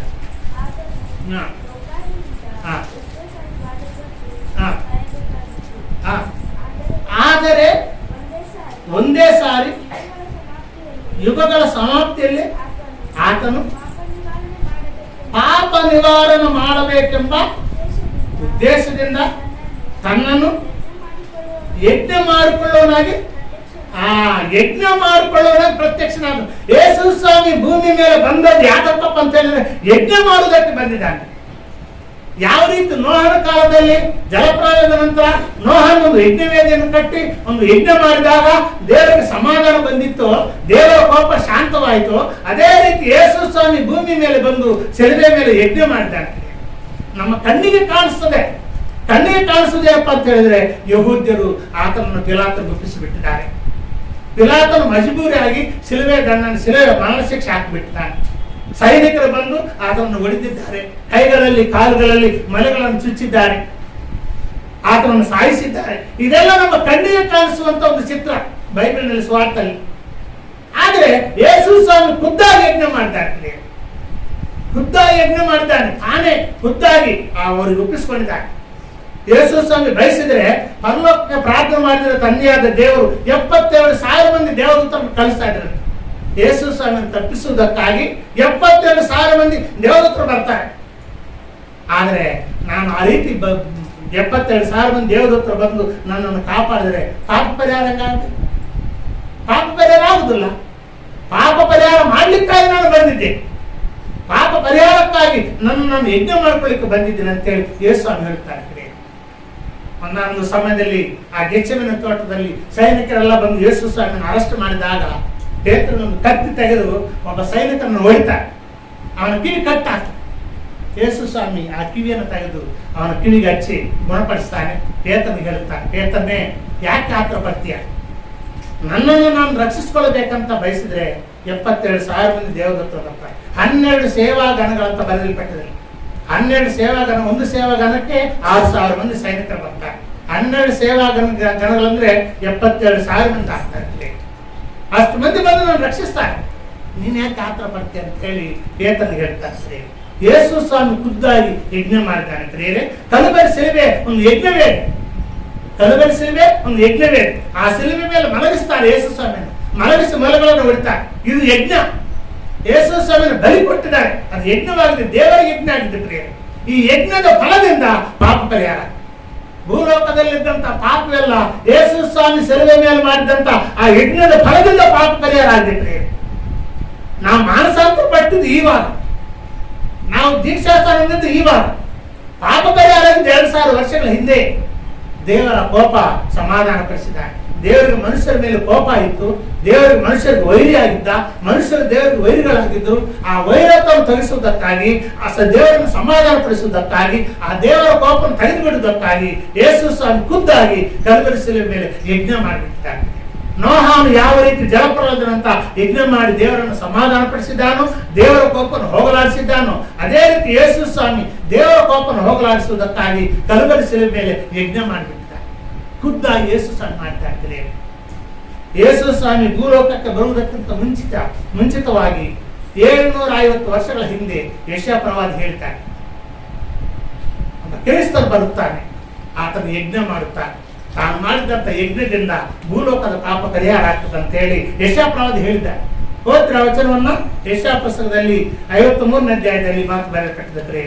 ಯೆಶಾಯ ಪ್ರವಾದಿ ಬರೆದಿರುವಂತಹ ಪುಸ್ತಕ 53ನೇ ಅಧ್ಯಾಯ 10ನೇ ವಚನ ಯಾರಾದ್ರೂ ಬರೋದು? 53:10. ಹಾ ಹಾ ಹಾ ಹಾ ಹಾ ಹಾ ಹಾ ಇವನು ತನ್ನ ಆತ್ಮವನ್ನು ಪ್ರಾಯಶ್ಚಿತ್ತ ಯಜ್ಞಕ್ಕಾಗಿ ಒಪ್ಪಿಸಿದ ಮೇಲೆ ಆ ಆ ಆ ಆ ಆ ಆ ಆ ತನ್ನ ಆತ್ಮವು ಅನುಭವಿಸಿದ ಶ್ರಮೆಯ ಫಲವನ್ನು ಕಂಡು ತೃಪ್ತನಾಗುವನು. ಧರ್ಮಾತ್ಮನಾದ ನನ್ನ ಸೇವಕನು ತನ್ನ ಜ್ಞಾನದ ಮೂಲಕ ಬಹುಜನರ ಧರ್ಮ ಮಾರ್ಗಕ್ಕೆ ತರುವನು, ಅವರ ಅಪರಾಧಗಳನ್ನು ಯೆಶಾಯ ಪ್ರವಾದಿ. ಪ್ರಿಯರೇ, ಯೇಸು ಸ್ವಾಮಿ ಭೂಮಿ ಮೇಲೆ ಹುಟ್ಟುವುದಕ್ಕಿಂತ ಮುಂಚೆ 750 ವರ್ಷಗಳ ಹಿಂದೆ ಬರುತ್ತಿದ್ದಾನೆ. ಆತನು ಪ್ರಾಯಶ್ಚಿತ್ತ ಮಾಡುತ್ತಾನೆ. ಒಬ್ಬ ಕ್ರಿಸ್ತನು ಬರುತ್ತಾನೆ, ಒಬ್ಬ ರಕ್ಷಕನು ಬರುತ್ತಾನೆ. ಆತನು ಜನರ ಪಾಪಕ್ಕಾಗಿ ಒಂದು ಪ್ರಾಯಶ್ಚಿತ್ತ ಮಾಡುತ್ತಾನೆ, ಯಜ್ಞ ಮಾಡುತ್ತಾನೆ, ತನ್ನ ಆತ್ಮವನ್ನು ಯಜ್ಞಾರ್ಪಣೆ ಮಾಡುತ್ತಾನೆ, ಯಜ್ಞವಾಗಿ ಸಮರ್ಪಣೆ ಮಾಡುತ್ತಾನೆ. ಆತನು ಮಾಡಿದಂತಹ ಯಜ್ಞದಿಂದ ಅವರ ಅಪರಾಧಗಳನ್ನು ತೆಗೆದು ಬಿಡ್ತಾನೆ ಅಂತೇಳಿ 11ನೇ ವಚನದಲ್ಲಿ. 10ನೇ ವಚನದಲ್ಲಿ ಯಜ್ಞ ಮಾಡುತ್ತಾನೆ ಅಂತ ಬಂದಿದೆ. 11ನೇ ವಚನದಲ್ಲಿ ಆ ಯಜ್ಞದ ಫಲದಿಂದ ಅಪರಾಧಗಳನ್ನು ಕ್ಷಮಿಸಿ ಬಿಡ್ತಾನೆ, ಹೊತ್ಕೊಂಡು ಹೋಗ್ತಾನೆ ಅಂತ ಬರುತ್ತೆ. ಪ್ರಿಯರೇ, ಯೇಸು ಸ್ವಾಮಿ ಶಿಲುಬೆ ಮೇಲೆ ಮಾಡಿದ್ದು ಒಂದು ಯಜ್ಞ. ದೇವರನ್ನು ಸಮಾಧಾನ ಪಡಿಸುವುದಕ್ಕಾಗಿ, ದೇವರಿಗೆ ಮನುಷ್ಯರಿಗೆ ಮಧ್ಯದಲ್ಲಿದ್ದಂತ ಆ ವೈರತ್ವವನ್ನು ತೊಲಗಿಸುವುದಕ್ಕಾಗಿ ಯೇಸು ಕ್ರಿಸ್ತನ ಯಜ್ಞ ಮಾಡ್ತಾ ಇರ್ತಾರೆ. 2000 ವರ್ಷಗಳ ಹಿಂದೆ ಈ ಲೋಕದ ಪಾಪ ಪರಿಹಾರ ಆಗಿದೆ. ನಾವು ಹುಟ್ಟಿದ್ದೇವೆ ಇವಾಗ, 2000 ವರ್ಷಗಳ ನಂತರ ನಾವು ಹುಟ್ಟಿದ್ದೇವೆ. ಆದ್ರೆ ಪಾಪ ಪರಿಹಾರ ಆಗಿದೆ 2000 ವರ್ಷಗಳ ಮುಂದೆ. ಶಿಲುಬೆ ಮೇಲೆ ಒಂದೊಂದು ಹನಿ ರಕ್ತ ಸುರಿಸಲ್ಪಡುತ್ತಿರುವಾಗ ಭೂಲೋಕದಲ್ಲಿದ್ದಂತ ಪಾಪ ಪರಿಹಾರ ಆಗ್ತಾ ಇತ್ತು. ಯಾವ ಮನುಷ್ಯನಿಗೆ ಈ ವಿಷಯ ಗೊತ್ತಿರಲಿಲ್ಲ. ಯಜ್ಞದ ಫಲದಿಂದ, ಆತನು ಮಾಡಿದಂತಹ ಯಜ್ಞದಿಂದ ಭೂಲೋಕದಲ್ಲಿದ್ದಂತ ಪಾಪ ಪರಿಹಾರ ಆಗ್ತಾ ಇತ್ತು. ಅಲ್ಲಿ ಯಜ್ಞ ನಡೀತಾ ಇದ್ರೆ ಇಲ್ಲಿ ಫಲ ಸಿಗ್ತಾ ಇರ್ತದೆ, ಇಲ್ಲಿ ಯಜ್ಞ ನಡೀತಾ ಇದ್ರೆ ಅಲ್ಲಿ ಫಲ ಸಿಗ್ತಾ ಇರ್ತದೆ ಕಡೆ. ಇನ್ನೊಂದು ಎಕ್ಸಾಂಪಲ್ ಕೊಟ್ಟು ನಾನು ಮುಗಿಸ್ತೀನಿ ಕಡೆ. ಸಮುವೇಲನ ಕಾಲದಲ್ಲಿ ಇಸ್ರಾಯೇಲರಿಗೆ ಒಂದು ಯುದ್ಧ ಬರ್ತದೆ. ಇಸ್ರಾಯೇಲರು ಯುದ್ಧಕ್ಕೆ ಹೋಗುತ್ತಿರುವಾಗ ಸಮುವೇಲನಿಗೆ ಬೀಳುತ್ತಾರೆ, ಅಯ್ಯ ನಾವು ಯುದ್ಧಕ್ಕೆ ಹೋಗ್ತಾ ಇದ್ದೇವೆ, ನಮ್ಮ ಶತ್ರುಗಳು ಬಹಳ ಬಲಶಾಲಿಗಳಾಗಿದ್ದಾರೆ, ಅವರನ್ನು ಎದುರಿಸೋದು ನಮ್ಗೆ ಆಗುದಿಲ್ಲ, ಅವ್ರ ಸೈನ್ಯ ಹೆಚ್ಚಿದೆ, ಅವರ ಮನೆಯಲ್ಲಿ ಹೆಚ್ಚಾದ ಆಯುಧಗಳಿದ್ದಾವೆ, ಅವರನ್ನು ಜಯಿಸಲಿಕ್ಕೆ ಆಗುದಿಲ್ಲ, ನಮಗೋಸ್ಕರ ಪ್ರಾರ್ಥನೆ ಮಾಡಂತೇಳಿ ಸಮುವೇಲ ಪ್ರವಾದಿಗೆ ಬೇಡ್ಕೊಳ್ತಾರೆ ಇಸ್ರಾಯೇಲ್. ಆಯ್ತು ನಾ ಮಾಡ್ತೀನಿ ಅಂತ ಹೇಳಿ ಸಮುವೇಲ ಪ್ರಾರ್ಥನೆ ಮಾಡುತ್ತಾ ಒಂದು ಯಜ್ಞ ಮಾಡ್ತಾರೆ.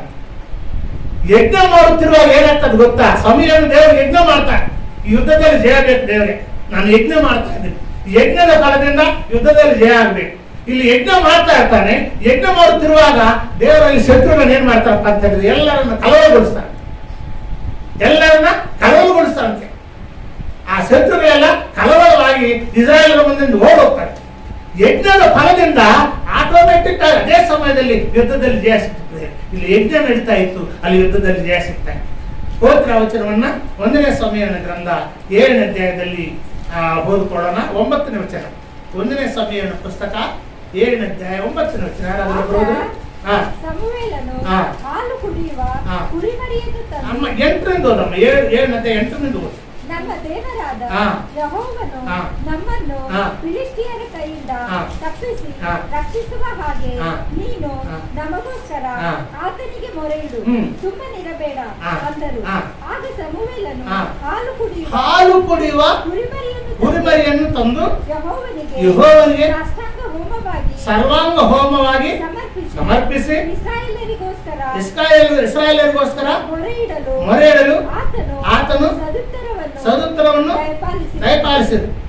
ಹೇಗೆಂದ್ರೆ ಸಮುವೇಲನು ಯಜ್ಞವನ್ನು ಅರ್ಪಿಸುವ ವೇಳೆಯಲ್ಲಿ ಫಿಲಿಷ್ಟಿಯರು ಯುದ್ಧಕ್ಕೋಸ್ಕರ ಸಮೀಪಿಸಲಾಗಿ ಯೆಹೋವನು ದೊಡ್ಡ ಗುಡುಗಿನಿಂದ ಅವರನ್ನು ಕಳವಳಗೊಳಿಸಿ ಇಸ್ರಾಯೇಲರಿಗೆ ಸೋತು ಓಡಿ ಹೋಗುವಂತೆ ಮಾಡಿದನು. ಯಜ್ಞವನ್ನು ಇಲ್ಲಿ ಸಮರ್ಪಣೆ ಮಾಡ್ತಿದ್ದಾನೆ ಸಮುವೇಲ. ಯಜ್ಞ ಇನ್ನು ಮುಗಿದಿಲ್ಲ, ಯಜ್ಞ ನಡೀತಾ ಇದೆ. ಇಲ್ಲಿ ಯಜ್ಞ ನಡೀತಾ ಇದ್ರೆ ಅಲ್ಲಿ ದೇವರು ಅವ್ರ ಮೇಲೆ ಒಂದು ಗುಡುಗನ್ನು ಮಾಡಿಬಿಟ್ಟಿದ್ದಾನೆ, ಒಂದು ಕಳವಳಗೊಳಿಸಿಬಿಟ್ಟಿದ್ದಾನೆ, ದೊಡ್ಡ ಶಬ್ದ ಮಾಡಿಬಿಟ್ಟಿದ್ದಾನೆ. ಶತ್ರುಗಳೆಲ್ಲ ಕಳವಳಗೊಂಡು ಬಿಟ್ಟಿದ್ದಾರೆ, ಯುದ್ಧ ಮಾಡಲಿಲ್ಲ, ಇಲ್ಲಿ ಓಡೋಗ್ಬಿಟ್ಟಿದ್ದಾರೆ. ಇಲ್ಲಿ ಯಜ್ಞ ನಡೀತಾ ಇದೆ ಪ್ರಿಯರೇ. ಯಜ್ಞ ನಡೀತಿರುವಾಗ ಅಲ್ಲಿ ಜಯ ಸಿಕ್ಕಿದೆ, ಶತ್ರುಗಳ ಮೇಲೆ ಜಯ ಸಿಕ್ಕಿದೆ. ಯಜ್ಞದ ಫಲ ಅದ್ಭುತವಾದಂತಹ ಫಲ ಪ್ರಿಯರೇ. ಆ ಯಜ್ಞದ ಫಲದಿಂದಲೇ ನಮಗೆ ಉತ್ತರ ಸಿಕ್ತದೆ. ಯೇಸು ಕ್ರಿಸ್ತನ ಶಿಲುಬೆ ಮೇಲೆ ಯಜ್ಞ ಮಾಡುತ್ತಿರುವಾಗಲೇ ಪಾಪ ಪರಿಹಾರ ಆಯ್ತು ಪ್ರಿಯರೇ. ನಿಂದು ನಮ್ದು ಈ ಭೂಲೋಕದಲ್ಲಿದ್ದಂಥ ಪ್ರತಿಯೊಬ್ಬ ಮನುಷ್ಯರ ಪಾಪ, ಆದಾಮನ ಪಾಪ, ಆದಾಮನ ಮಕ್ಕಳ ಪಾಪ, ಅವ್ರ ಮೊಮ್ಮಕ್ಕಳ ಪಾಪ, ನಮ್ಮೆಲ್ಲರ ಪಾಪ, ಭೂಲೋಕದಲ್ಲಿ ಹುಟ್ಟಿದ್ದವ್ರದ್ದು, ಹೊಟ್ಟಲಿರುವವ್ರದ್ದು, ಜೀವಂತವಾಗಿದ್ದವ್ರು ಎಲ್ಲರ ಪಾಪ ಶಿಲುಬೆ ಮೇಲೆ ರಕ್ತ ಸುರಿಸುತ್ತಿರುವಾಗಲೇ ಪರಿಹಾರ ಆಯ್ತು. ದೇವರು ಕ್ಷಮಿಸಿಬಿಟ್ಟಿದ್ದಾನೆ, ಅವಾಗಲೂ ಕ್ಷಮಿಸಿಬಿಟ್ಟಿದ್ದಾನೆ.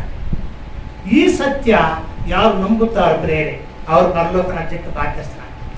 ನನ್ನ ಪಾಪಗಳಿಗೋಸ್ಕರ ಯೇಸು ಸ್ವಾಮಿ ಯಜ್ಞ ಮಾಡಿದ್ದಾನೆ, ನನ್ನ ಪಾಪಗಳಿಗೋಸ್ಕರ ಯೇಸು ಸ್ವಾಮಿ ಪ್ರಾಣ ಕೊಟ್ಟಿದ್ದಾನೆ, ನನ್ನ ಪಾಪಗಳಿಗೋಸ್ಕರ ಯೇಸು ಸ್ವಾಮಿ ಕಷ್ಟಪಟ್ಟಿದ್ದಾನೆ, ಹಿಂಸಿಸಲ್ಪಟ್ಟಿದ್ದಾನೆ, ಒಡೆಯಲ್ಪಟ್ಟಿದ್ದಾನೆ. ಆತನು ಯಜ್ಞ ಮಾಡುತ್ತಿರುವಾಗ, ಶಿಲುಬೆ ಮೇಲೆ ರಕ್ತ ಸುರಿಸುತ್ತಿರುವಾಗ ನನ್ನ ಪಾಪಗಳು ಪರಿಹಾರವಾಗಿದೆ ಅಂತ ಯಾರು ನಂಬುತ್ತಾರೋ ಅವರು ಪರಲೋಕ ರಾಜ್ಯಕ್ಕೆ ಬಾಧ್ಯಸ್ಥರು. ಅವರಿಗೆ ದೇವರಿಗೆ ಸಮಾಧಾನ, ಅವ್ರ ಮೇಲೆ ದೇವರಿಗೆ ಸಿಟ್ಟು ಹೋಗ್ಬಿಡ್ತಾರೆ. ಈಗಲೂ ಕೂಡ ಪ್ರಿಯರೇ ಯಾರು ಪಾಪ ಮಾಡುತ್ತಾ ಇರ್ತಾರೋ ಅವ್ರ ಮೇಲೆ ದೇವರಿಗೆ ಸಿಟ್ಟಿದೆ. ಯಾರು ಯಜ್ಞವನ್ನು ನಂಬುತ್ತಾರೋ, ಯೇಸು ಕ್ರಿಸ್ತ ನನಗೋಸ್ಕರ ಯಜ್ಞ ಮಾಡಿದ್ದಾನೆ, ನನಗೋಸ್ಕರ ರಕ್ತ ಸುರಿಸಿದ್ದಾನೆ, ನನಗೋಸ್ಕರ ಪ್ರಾಣ ಕೊಟ್ಟಿದ್ದಾನೆ, ನನ್ನ ಪಾಪ ಪರಿಹಾರ ಮಾಡಿದಂತ ಯಾರು ನಂಬುತ್ತಾರೋ ಆ ಗಳಿಗೆಯಲ್ಲಿ ದೇವರಿಗೆ ಅವನಿಗೆ ಸಮಾಧಾನ. ಅಲ್ಲಿ ಆ ನಂಬಿಕೆ ಇಟ್ಟಾಗಲೇ ಇವರಿಗೆ ದೇವರಿಗೆ ಆ ವ್ಯಕ್ತಿ ಸಮಾಧಾನ ಆಗ್ತಿರ್ತಾರೆ, ವೈರತ್ವ ಹೋಗಿಬಿಡ್ತಾರೆ.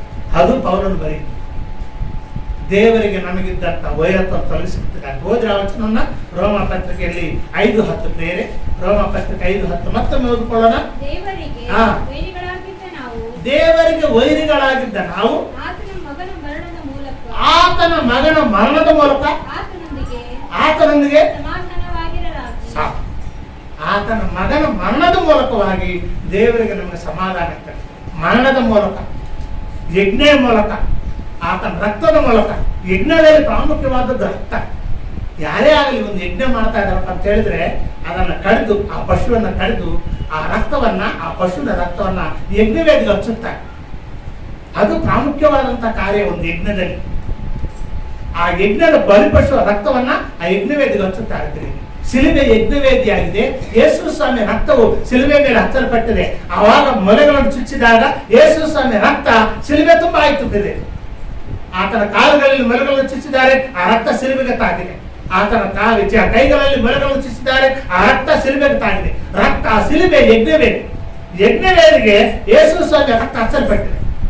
ಆವಾಗಲೇ ಲೋಕದ ಪಾಪ ಪರಿಹಾರ ಆಗಿದೆ. ಕ್ರೈಸ್ತ ವಿರೋಧಿಗಳು ಹೇಳುತ್ತಾರೆ, ಯೇಸು ಸ್ವಾಮಿ ದೇವರಾದರೆ ಯಾಕೆ ಸಾಯಬೇಕು? ಯೇಸು ಸ್ವಾಮಿ ದೇವರಾದರೆ ಆ ಶಿಲುಬೆ ಮೇಲೆ ಇಳಿದು ಬರಬಾರ್ದಾಗಿತ್ತ?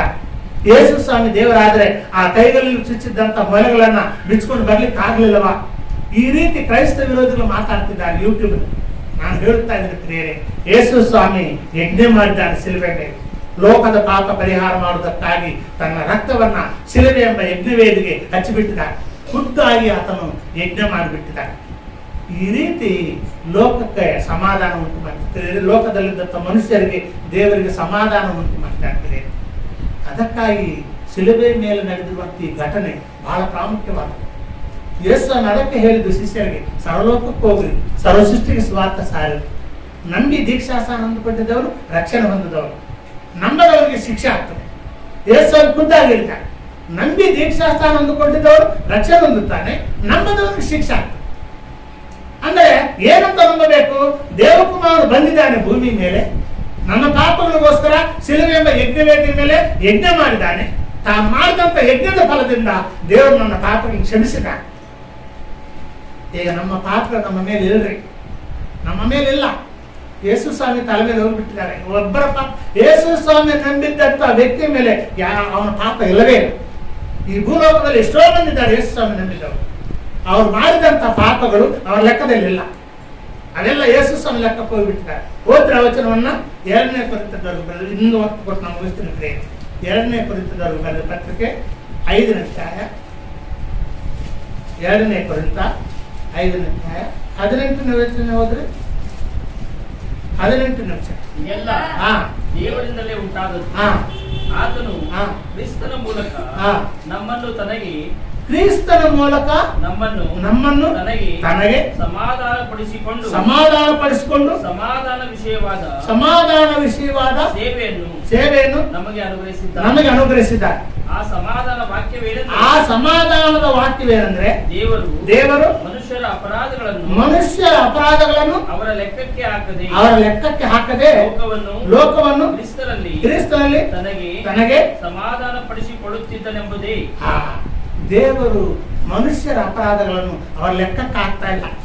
ನಿನ್ನ ಅಪರಾಧಗಳು ನನ್ನ ಅಪರಾಧಗಳು ನಮ್ಮ ಲೆಕ್ಕಕ್ಕೆ ಹಾಕ್ತಾ ಇಲ್ಲ.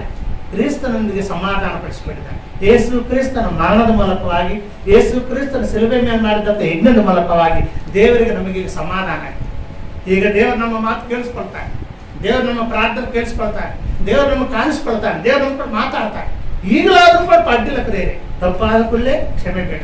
ದೇವರಿಗೆ ತಪ್ಪಾಗ್ತಾನೆ, ನಾನು ನಮಗೆ ಕ್ಷಮಿಸಪ್ಪ, ಇನ್ನು ಮುಂದೆ ಇಂಥ ತಪ್ಪು ಮಾಡ್ತೀನಿ, ನಾನು ಕ್ಷಮಿಸಪ್ಪ ಅಂತೇಳಿ ಇಮಿಡಿಯೇಟ್ ಆಗಿ ನಾವು ಪಶ್ಚಾತ್ತಾಪ ಪಡಬೇಕು, ಅದನ್ನು ಬಿಟ್ಟು ಬಿಡಬೇಕು. ಈ ರೀತಿ ಮಾಡಿದ್ರೆ ಆ ಸಮಾಧಾನ ಕಂಟಿನ್ಯೂ ಆಗ್ತದೆ. ದೇವರು ನಮಗಿದ್ದಂಥ ಸಮಾಧಾನ ಕಂಟಿನ್ಯೂ ಆಗಿ ಮುಂದುವರ್ತದೆ. ಒಂದು ವೇಳೆ ನಾವು ಪಶ್ಚಾತ್ತಾಪ ಪಟ್ಟಿಲ್ಲ, ಅದನ್ನು ಬಿಟ್ಟಿಲ್ಲ, ಅದೇ ಪಾಪದಲ್ಲಿ ನಾವು ಮುಂದುವರೆದರೆ ಆ ಸಮಾಧಾನ ಕಟ್ಟಾಗ್ತದೆ ಮತ್ತು ದೇವರಿಗೆ ನಮಗಿದ್ದ ಸಂಬಂಧ ಕಟ್ಟಾಗ್ತದೆ ಮತ್ತು ನಾವು ದೇವರಿಗೆ ವೈರಿಗಳಾಗ್ತೇವೆ. ದೇವರಿಗೆ ನಮಗೆ ಸಮಾಧಾನ ಇರುವುದಿಲ್ಲ, ನಮ್ಮ ಪ್ರಾರ್ಥನೆ ಕೇಳಿಸ್ಕೊಳ್ಳುವುದಿಲ್ಲ, ನಮ್ಮ ಕಡೆಗೆ ನೋಡುವುದಿಲ್ಲ. ಈ ರೀತಿ ಸಂದರ್ಭಗಳೆಲ್ಲ ಬಂದ್ಬಿಡ್ತಾವೆ.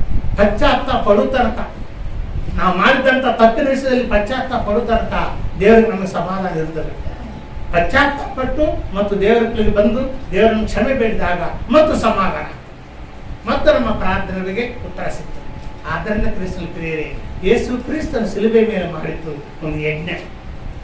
ಆತನು ಯಜ್ಞ ಮಾಡಿದಂತ ಕ್ಷಣದಲ್ಲಿ ಭೂಲೋಕದ ಪಾಪವೆಲ್ಲ ಪರಿಹಾರ ಆಯಿತು. ಅದು ದೇವರ ಲೆಕ್ಕದಲ್ಲಿ, ಭೂಲೋಕದ ಪಾಪ ಪರಿಹಾರ ದೇವರ ಲೆಕ್ಕದಲ್ಲಿ. ಮನುಷ್ಯರಿಗೆ ಯಾರಿಗೂ ಗೊತ್ತಿಲ್ಲ ಯೇಸು ಸ್ವಾಮಿ ದೇವಕುಮಾರನ ಶಿಲುಬೆ ಮೇಲೆ ಯಜ್ಞ ಮಾಡ್ತಿದ್ದಾನೆ, ಪಾಪ ಪರಿಹಾರಕ್ಕಾಗಿ ಯಜ್ಞ ಮಾಡ್ತಿದ್ದಾನೆ ಅನ್ನುವಂಥದ್ದು ಮನುಷ್ಯರಿಗೆ ಯಾರಿಗೂ ಗೊತ್ತಿಲ್ಲ. ಆ ಗಳಿಗೆಯಲ್ಲಿ ದೇವರಿಗೆ ಯೇಸು ಸ್ವಾಮಿ ಇಬ್ಬರಿಗೆ ಗೊತ್ತು, ಅವರಿಬ್ಬರಿಗೆ ಮಾತ್ರ ಗೊತ್ತು. ಪಾಪ ಪರಿಹಾರ ಆಗ್ತಾ ಇದೆ, ಭೂಲೋಕದ ಪಾಪದಲ್ಲಿ ಪರಿಹಾರ ಆಗ್ತದೆ ಅನ್ನೋದು ಆ ದೇವರಿಗೆ ಯೇಸು ಸ್ವಾಮಿ ಇಬ್ಬರಿಗೆ ಗೊತ್ತಿದೆ, ಭೂಲೋಕದಲ್ಲಿ ಯಾರಿಗೂ ಗೊತ್ತಿಲ್ಲ. ಆದರೆ ಯೇಸು ಸ್ವಾಮಿ 3ನೇ ದಿನದಲ್ಲಿ ಎದ್ದು ಬಂದ ನಂತರ ಶಿಷ್ಯರಿಗೆ ಕಾಣಿಸಿಕೊಂಡು ಎಲ್ಲ ವಿವರವಾಗಿ ತಿಳಿಸ್ತಾನೆ. ಪಾಪ ಪರಿಹಾರಕ್ಕಾಗಿ ಈ ರೀತಿ ನಾನು ಹಿಂಸೆ ಕೊಲ್ಲಲ್ಪಟ್ಟಿದ್ದೇನೆ, ಈ ರೀತಿ ಪ್ರವಾದಿಗಳೆಲ್ಲ ಹೇಳಿದ್ದಾರೆ. ಆದಿ ಕಾಲದಿಂದ ಪ್ರವಾದಿಗಳು ಹೇಳುತ್ತಾ ಬಂದಿದ್ದಾರೆ, ಈ ರೀತಿ ರಕ್ಷಕನು ಬರುತ್ತಾನೆ, ದೇವಕುಮಾರನು ಬರುತ್ತಾನೆ, ರಕ್ತ ಸುರಿಸುತ್ತಾನೆ, ಯಜ್ಞ ಮಾಡುತ್ತಾನೆ, ಪಾಪ ಪರಿಹಾರ ಮಾಡುತ್ತಾನೆ ಅಂತೇಳಿ ಆದಿ ಕಾಲದಿಂದ ಆ ಪ್ರವಾದಿಗಳೆಲ್ಲ ಹೇಳಿದ್ದಾರೆ. ಅದನ್ನು ಈಡೇರಿಸಲಿಕ್ಕೆ ನಾನು ಬಂದಿದ್ದೇನೆ. ಈ ವಿಷಯ ಜನರಿಗೆಲ್ಲ ತಿಳಿಸಿರಿ, ಸರ್ವಲೋಕಕ್ಕೆ ಹೋಗ್ರಿ ಅಂತೇಳಿ ತನ್ನ ಶಿಷ್ಯರಿಗೆ ಅಪ್ಪಣೆ ಕೊಡ್ತಾನೆ. ಆದ್ದರಿಂದ ಕೃಷ್ಣಕ್ಕೆ ನಾವೆಷ್ಟೋ ಭಾಗ್ಯವಂತರು. ಯೇಸು ಸ್ವಾಮಿ ಮಾಡಿದಂಥ ಯಜ್ಞವನ್ನು ನಾವು ನಂಬಿದ್ದೇವೆ. ನಮ್ಮ ಪಾಪಗಳಿಗೆ ನಮ್ಮ ಮೇಲಿಲ್ಲ. ನಾವು ಹುಟ್ಟಿದಂದಿನಿಂದ ಎಷ್ಟೋ ತಪ್ಪುಗಳು ಮಾಡಿರ್ಬೋದು, ಎಷ್ಟೋ ಪಾಪಗಳು ಮಾಡಿರ್ಬೋದು, ಆದರೆ ಅವು ಈಗ ನಮ್ಮ ಮೇಲಿಲ್ಲ. ಅವು ನಮ್ಮ ಮೇಲಿಲ್ಲ, ಅವು ನಮ್ಮ ಲೆಕ್ಕದಲ್ಲೇ ಇಲ್ಲ. ಒಂದ್ ವೇಳೆ ದೇವರೇ ನಾನು ಇಂತ 15 ವರ್ಷಗಳಿಂದ ಹಿಂದೆ ಇಂತ ಮಾಡಿದ್ದೀನಪ್ಪ ಅಂತ ಹೇಳಿದ್ರೆ, ಎಲ್ಲಿ ಮಾಡಿದ್ಯಪ್ಪ, ಎಲ್ಲಿ ಮಾಡ್ತಿ, ನಿನ್ನ ಅಕೌಂಟ್ ಮೇಲೆ ಇಲ್ಲ ಅಂತ ದೇವರು. ನಾವು ಕ್ಷಮೆ ಬೇಡ್ಕೊಂಡಿದ್ದೇವೆ, ಪರಿಹಾರ ಅಂದುಕೊಂಡಿದ್ದೇವೆ.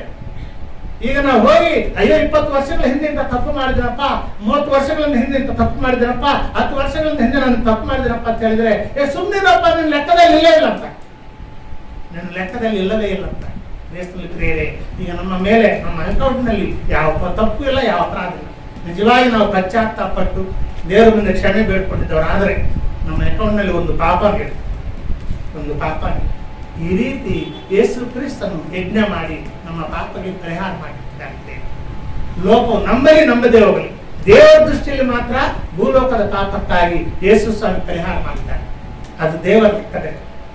ಮನುಷ್ಯರು ಗೊತ್ತಿಲ್ಲ, ಯಾರು ನಂಬುತ್ತಾರೋ ಅವರಿಗೆ ಅಪಾರ ಸಿಗ್ತದೆ. ಆದ್ದರಿಂದ ಪ್ರೇರೆ, ಇದೇ ವಿಶ್ವಾಸದಲ್ಲಿ ನಾವು ಮುಂದುವರಿಯುವ, ಇದೇ ಭಕ್ತಿಯಲ್ಲಿ ನಾವು ಮುಂದುವರಿಯುವ. ಈ ಭೂಲೋಕದಲ್ಲಿರುವರು ಕೂಡ ದೇವರು ನಮ್ಮನ್ನು ಆಶೀರ್ವಾದ ಮಾಡ್ತಾರೆ. ದೇವರ ವಾಕ್ಯಗಳನ್ನು ಆಶೀರ್ವದಿಸಿ